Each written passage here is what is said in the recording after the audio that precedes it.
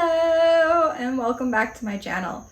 Today we are going to talk about how to put on interfacing with an iron versus with a heat press, and why I prefer one method more than the other.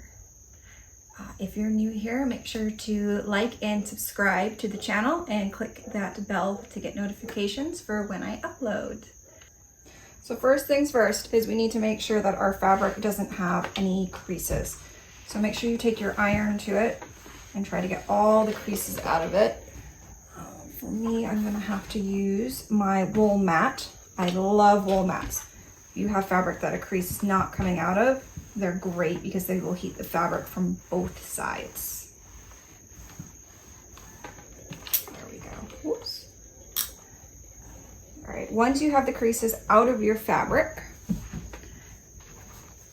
make sure you have the wrong side facing you. And then for the interfacing, I'm using a fleece interfacing for this section, but you may use some other thinner interfacings. They all have these dots. These are glue dots. You want to make sure the rough side is down on your project first. For me, because I am making makeup bags, I find that this is very bulky, so I cut it back a bit. So it's caught when sewing, but it's not a ton of extra bulk when flipping the bag out. So make sure it's nice and centered. And then you're going to want to take your pressing cloth and place it over. Now, I forgot to mention that your pressing cloth should be damp but not wet. So wet it and then wring it out so no water is dripping off of it. And make sure that the steam setting is off on your iron before you go to press it. As you can see here, I press in one place for about 10 seconds, and then I move so I'm overlapping from my previous place and press again. And I will do this until everything is been pressed.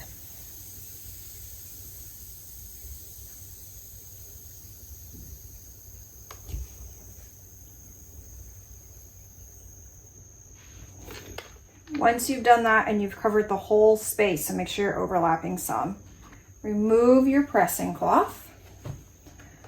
And in this section, as you can see, right here, and you could see it on the pressing cloth also, you have divots from these. So you're going to want to just go in lightly and rub it.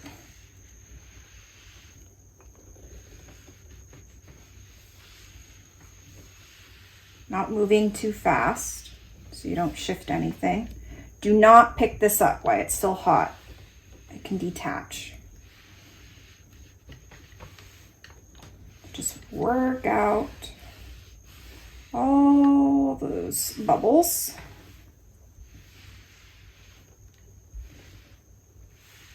Until you think it looks good. Okay, ooh, one more area.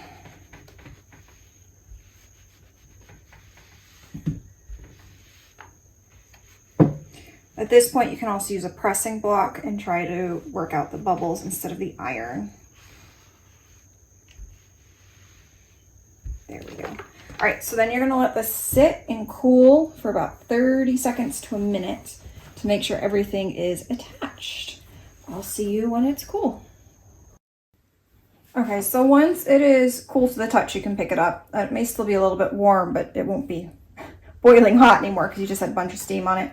You can turn it over and make sure everything is still attached by just testing the edges a bit with your fingers. If something isn't attached, I would flip it over, grab the pressing cloth, and do it again.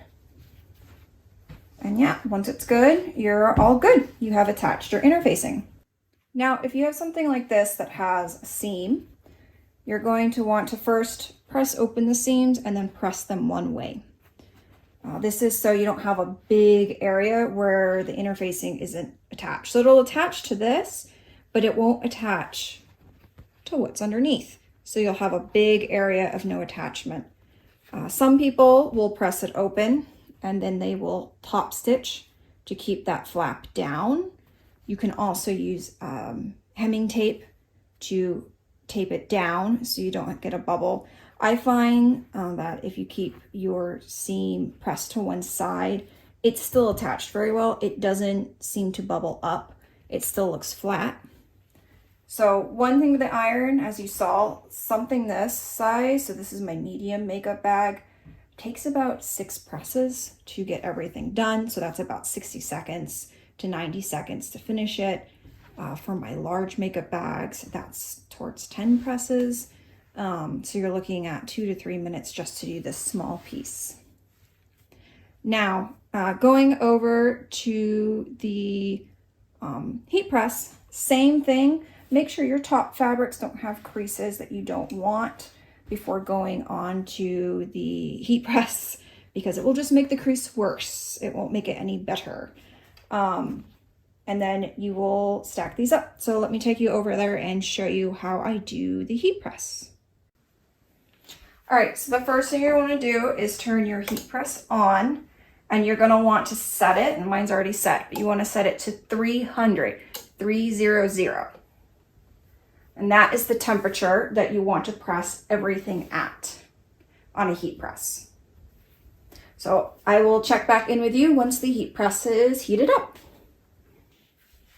Okay, so my heat press is heated to 300 degrees. I'm just going to rotate this away from me. If you have a clamshell, you'll just open it. And then I'm going to take my time, though it does cool off a little bit when it's that way. For this one, you can place it either way. It doesn't matter. You don't have to flip it back over. So for me, I have Teflon mats on here to make sure no glue gets stuck anywhere. This one's cut a little big. So for my big ones, I can only do really one at a time. For my mediums and smalls, I can do a few more at a time. But we'll just start with one for this. All right, so once I have that all in place, I bring it back. I lower it and press it into place. So my timer doesn't work, so I just have to physically count in my head.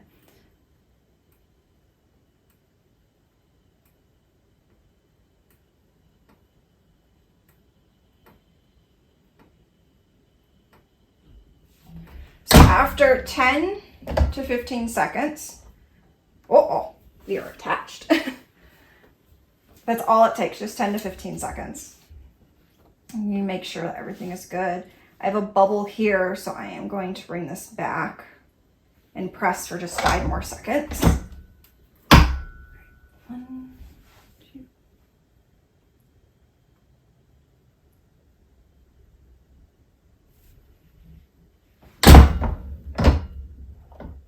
All right, and there we go, the bubble is gone. If you continue to have bubbles, again, you can take just a cold iron and rub it, or a pressing block and rub it to get the bubbles out.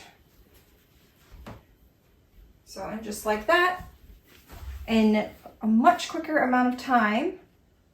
And with the time it took me to do one, that's not straight. The time it took me to do one, I can do several of these, or for the smaller ones, I can do several at once. All right, I will meet you back here once I finish pressing all of these. So there you have it. That's how you can attach interfacing either with an iron or with a heat press. Please note, with the heat press, you do not use the pressing cloth.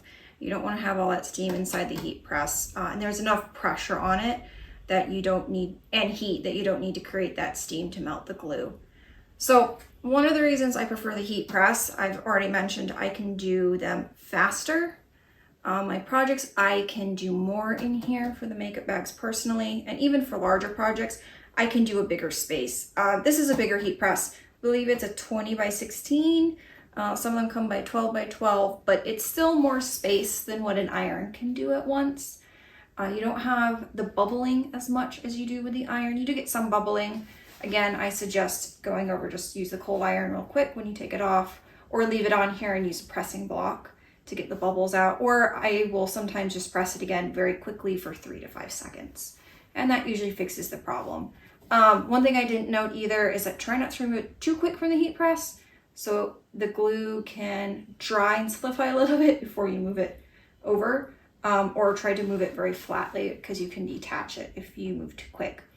Just like when we did with the iron, you need to leave it for a couple of seconds. The other thing is I don't know if it's because I live in a very humid climate compared to some other places, but I find that the iron does not fully attach the interfacing. I find that within about a month, the glue is detaching already.